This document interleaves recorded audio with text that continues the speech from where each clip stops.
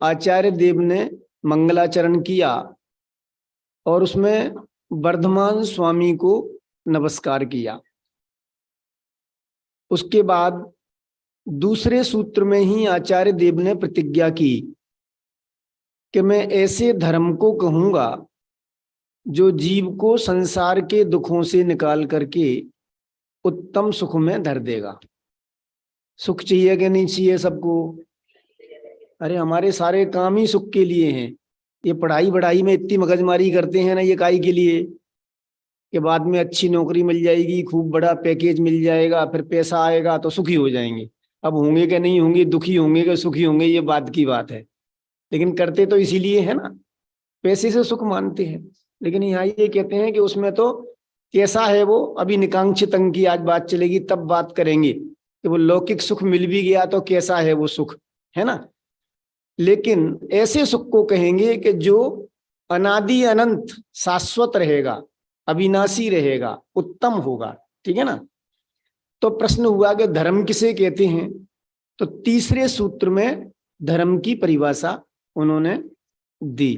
क्या परिभाषा दी उन्होंने? सम्यक दर्शन ज्ञान वृत्तानि, है ना, धर्मम धर्मेश्वरा विदु। सम्यक दर्शन ज्ञान चारित्र धर्म है, ऐसा धर्म के ईश्वर तीर्थंकर परमात्मा ने कहा है। तो अब सम्यक दर्शन ज्ञान चारित्र कह दिया तो प्रश्न खड़ा हुआ कि सम्यक दर्शन क्या है? तो चौथे सूत्र में सम्यक दर्शन की परिभाषा दे दी कि आप्त आगम तपोभृताम इनकी परमार्था नाम श्रद्धानम, यानी सच्चे देव शास्त्र गुरु की श्रद्धा, उसका नाम सम्यक दर्शन है। तो फिर प्रश्न हुआ कि सच्चे देव कौन है, कैसे होते हैं? तो पांचवें सूत्र में परिभाषा दे दी कि जो निर्दोष हो, सर्वज्ञ हो और हितोपदेशी हो। ये तीन बातें वहां पर कहीं, निर्दोष हो, सर्वज्ञ हो और हितोपदेशी हो, इस प्रकार के देव होते हैं, है ना। तो फिर प्रश्न खड़ा हुआ कि निर्दोष कौन होता है, निर्दोष की क्या परिभाषा है, निर्दोष कैसा होता है? तो उन्होंने कहा लोक में 18 प्रकार के मुख्यतया दोष होते हैं, उनसे वे देव रहित होते हैं। तो ऐसे 18 दोषों से रहित की चर्चा वहां पर उन्होंने की। अब 18 दोषों के रहित पने की चर्चा करने के बाद फिर निर्दोष सर्वज्ञ, सर्वज्ञ की परिभाषा पहले ही आ गई थी, है ना। और उसके बाद में हितोपदेशी पना, कि जो शास्ता हित का उपदेश देता हो जीवों के लिए, वह वास्तव में देव कहलाता है। फिर और आगे जाके छठे सूत्र में उन्होंने कहा, छठे सूत्र में क्या कहा कि जो 18 दोष हैं उनके नाम गिनाए छठे सूत्र में। तो और सातवें सूत्र में जाकर के उन्होंने फिर देव के 8 प्रकार के नाम गिनाए। ठीक है ना। सातवें सूत्र में 8 प्रकार के देवों के नाम गिना दिए कि परम ज्योति, परमेष्टि, विरागो, विमले, कृतो, सर्वज्ञो, अनादि, मध्यांते, सार्व शास्तो पलाल्यते। और फिर 8वें सूत्र में उन्होंने ये बताया कि जो देव होते हैं वो बिना किसी प्रयोजन के जगत के जीवों को हित का उपदेश देते हैं। कुछ अपना लौकिक स्वार्थ प्रयोजन नहीं रखते हैं, बिना प्रयोजन के जगत के जीवों को हित का उपदेश देते हैं। उदाहरण दिया उसका कि जैसे एक शिल्पी, कलाकार के हाथ का स्पर्श पाकर के मृदंग में से मधुर ध्वनि निकलती है, लेकिन वो किसी से कोई अपेक्षा नहीं रखती है।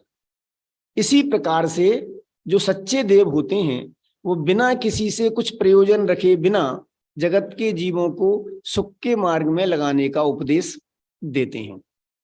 इसके बाद में 9वें सूत्र में शास्त्र की परिभाषा दे दी।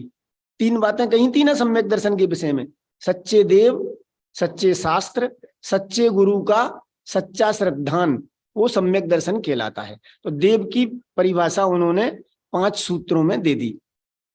फिर इसके बाद में उन्होंने शास्त्र की परिभाषा 9वें नंबर के सूत्र में दी कि जो एक तो आप्त के द्वारा कहा हुआ हो, सर्वज्ञ वीतराग भगवान के द्वारा कहा गया हो, जिसका कोई वादी प्रतिवादी के द्वारा उल्लंघन नहीं किया जा सकता हो, जो प्रमाण और अनुमान से बाधित नहीं हो सकता हो, ऐसा तत्व का उपदेश जो सर्व जीवों का हित करने वाला हो, उसको शास्त्र कहते हैं। यानी भगवान की दिव्य ध्वनि को शास्त्र कहते हैं।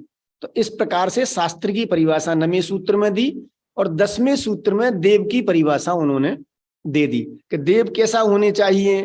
तो उसकी परिभाषा दी कि एक तो विषयों की आशा से रहित होना चाहिए, दूसरा आरंभ परिग्रह से रहित होना चाहिए, और ज्ञान ध्यान तप में लीन रहने वाले गुरु ही प्रशंसनीय होते हैं। इस तरह से जो दूसरे सूत्र में इसकी आवाज बढ़ाना थोड़ी सी यार।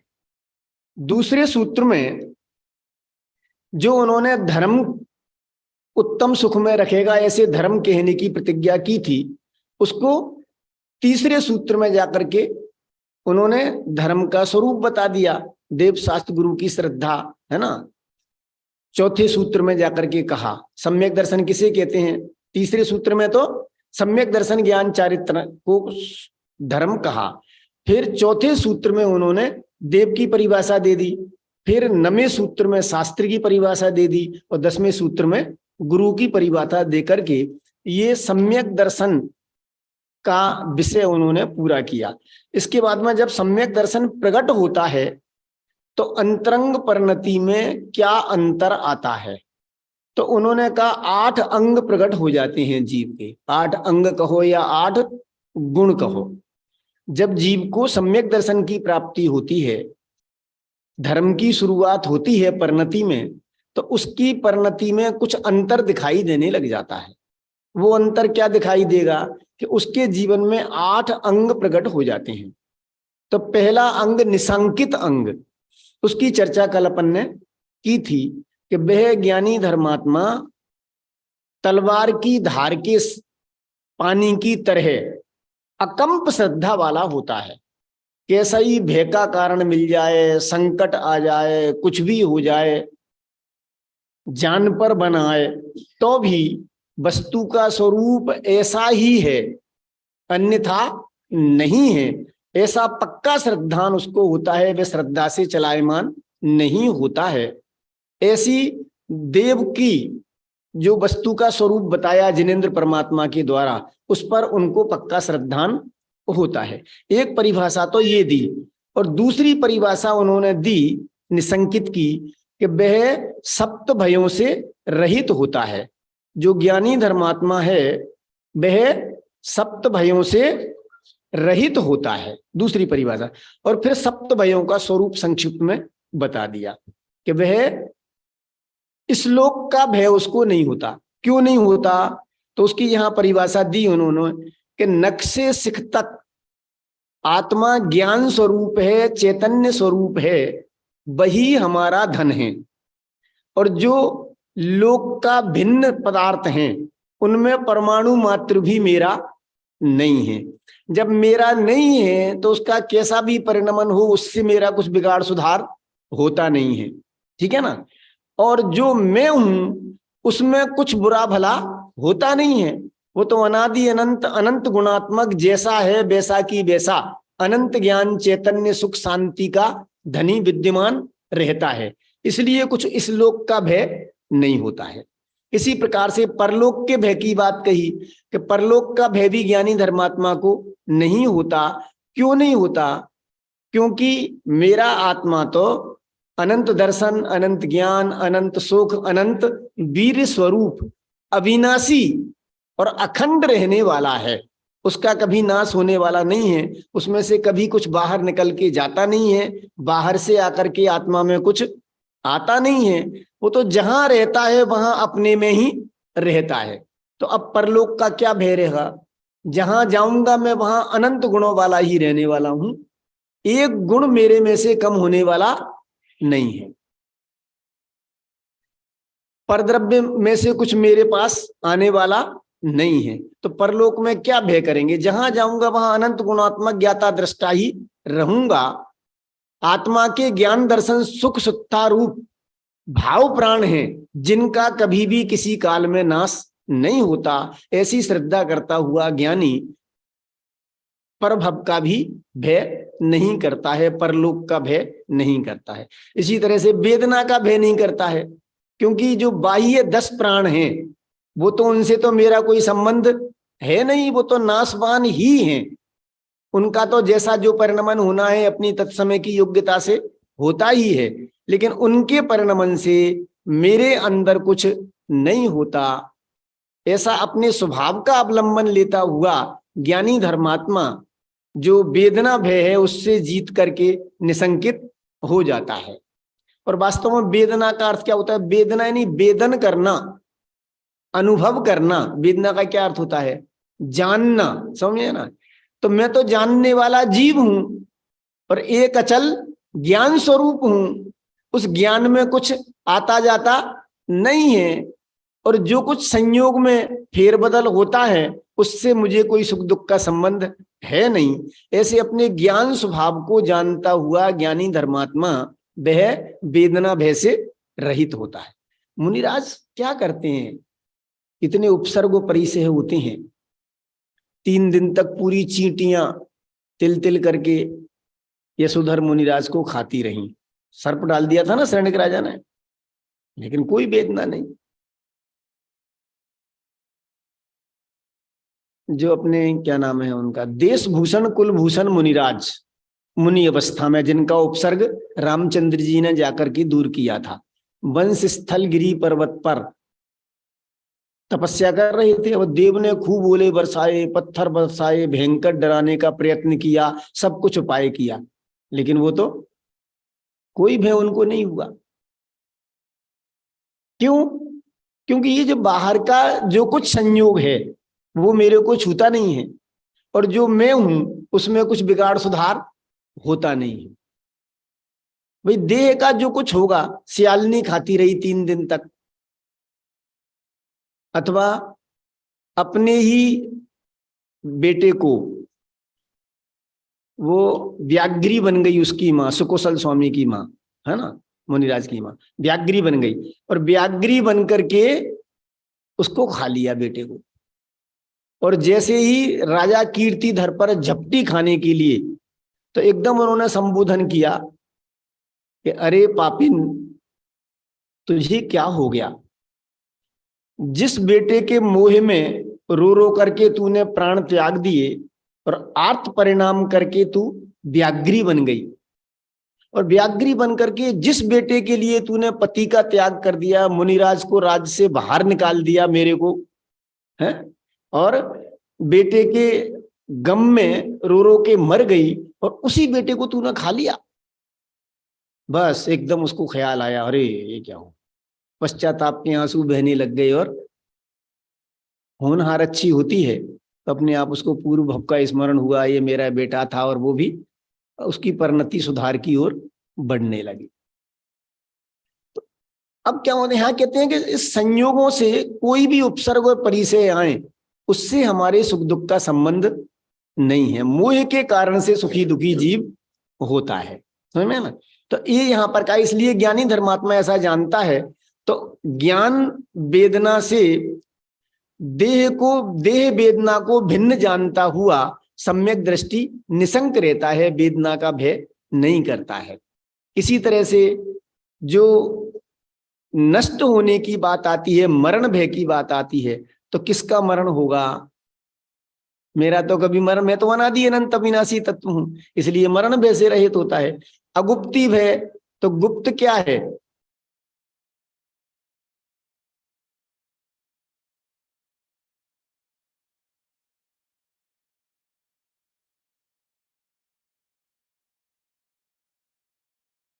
लेकिन सम्यक दृष्टि धर्मात्मा होता है, उसको तो भेद विज्ञान की प्राप्ति होने के कारण से कोई जीवन में उनके छुपा हुआ होता नहीं है, और केवल ज्ञानी परमात्मा सब जानते हैं, इसलिए उनकी परिणति में अगुप्ति भय भी नहीं होता है। ऐसे ही कोई अकस्मात कुछ नहीं होता, वस्तु का क्रम से क्रम नियमित परिणमन होता है, इसलिए अकस्मात भय भी ज्ञानी धर्मात्मा की परिणति में नहीं होता है। इस तरह से जो ज्ञानी होते हैं वो सप्त भयों से रहित होते हैं। इसकी चर्चा कल अपनी चली थी। आज अपना 12 नंबर का सूत्र चलेगा। है ना। निकांक्षित गुण की बात करते हैं, निसंकित गुण की बात कल अपनी हुई थी, आज निकांक्षित गुण की बात करते हैं। देखो 12 नंबर का सूत्र है, कर्म परवसे शांते दुखेरंतरितोदये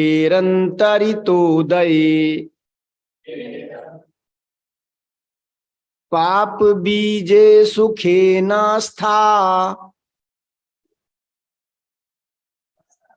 श्रद्धाना कांक्षणा स्मृता।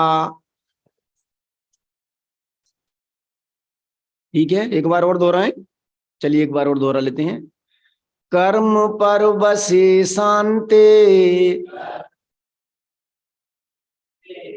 दुखेरंतरितोदये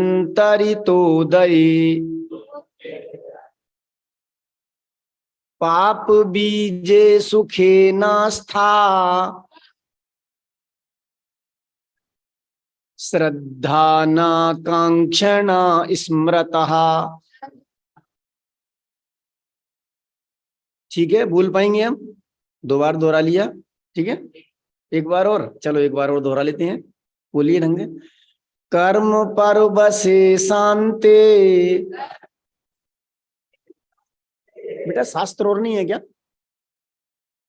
शास्त्र और नहीं है, चलो कल और लाते हैं ना। चलिए ध्यान से सुनेंगे तो समझ में आएगा, नहीं तो आपस में डिवाइड कर लो ना, 2 के 3 देख लो पास में बैठ के कहीं। चलिए फिर से बोलते हैं एक बार। कर्म परवसे शांते दुखेरंतरितोदये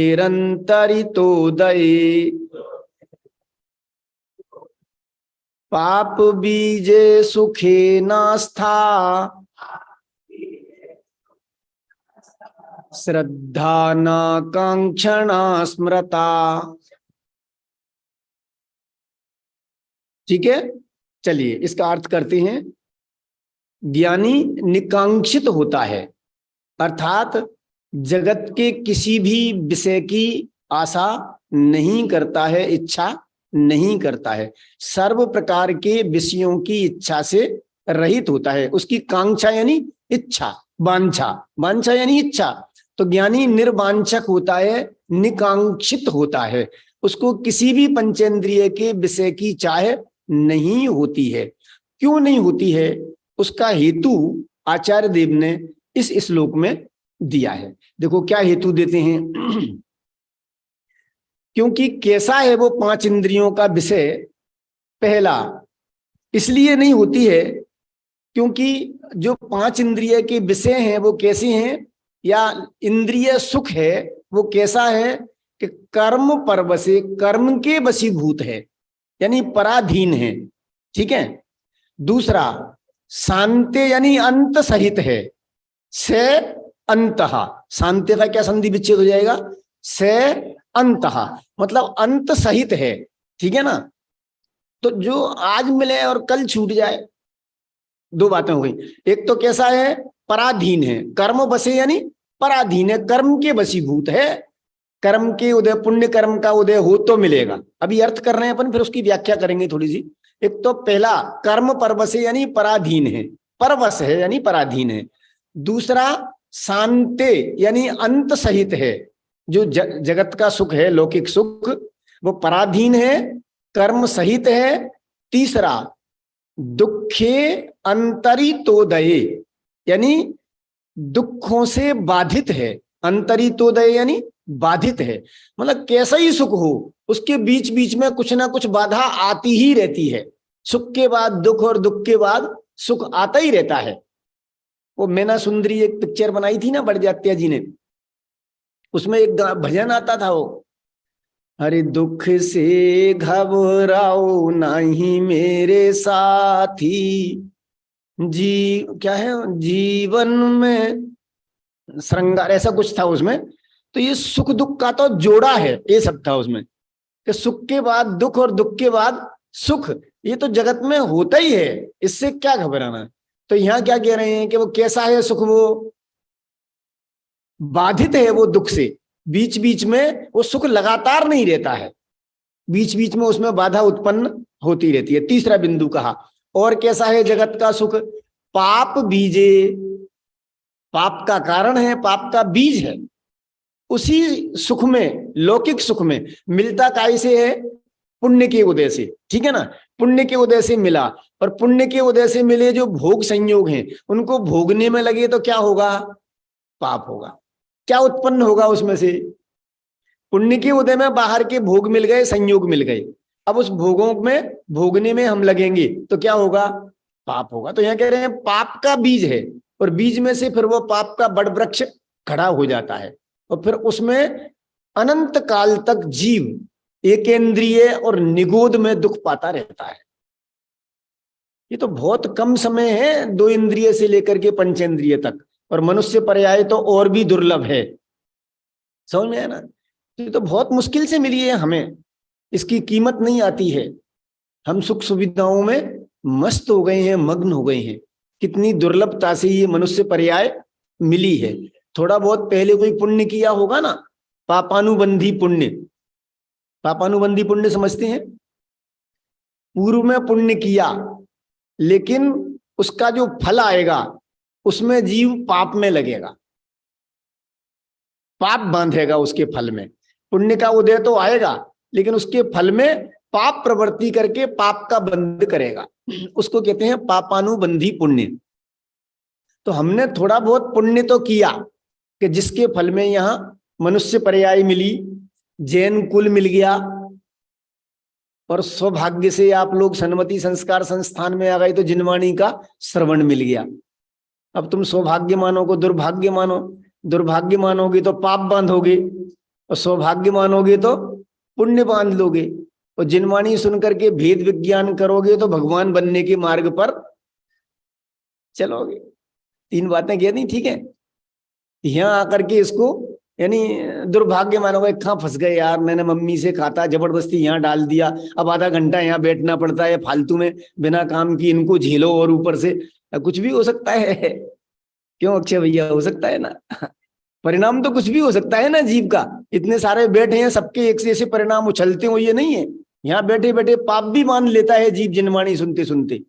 अब उसको पता नहीं है कि जो यहाँ जो खोटे परिणाम कर रहा है उसमें महापाप का बंध होता है, और उसका क्या फल आएगा इसका जीव को पता नहीं है।